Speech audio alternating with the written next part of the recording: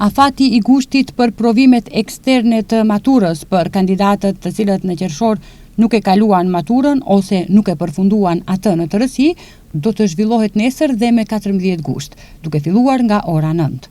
Sipas të dhënave të qendrës shtetërore të provimeve, në afatin e gushtit për maturën shtetërore janë regjistruar 1328 nxënës, për maturën profesionale 126 dhe 6 nxënës për maturën artistike. Nesër më 12 gusht do të zhvillohet testi i provimit ekstern zgjedhor, matematik ose gjuhë angleze. Më 14 gusht do të zhvillohet provimi ekstern i detyrueshëm, gjuhë amtare dhe letërsi. Për shkak të numrit dukshëm më të vogël të kandidatëve në gusht, krahasuar me qershorin, kjo seancë e provimeve do të organizohet në 4 qytete dhe gjithsej 8 lokacione.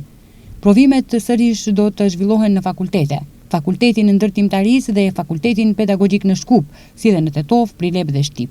Në mesin e kandidatëve që këtë javë do t'i nënshtrohen maturës janë dhe 226 maturant, të cilëve u është anuluar provimi në qershor, disa për shkak se janë kapur duke kopjuar gjatë provimit, ndërsa për disa të tjerë është konstatuar se kanë kopjuar pas kontrollimit të testeve.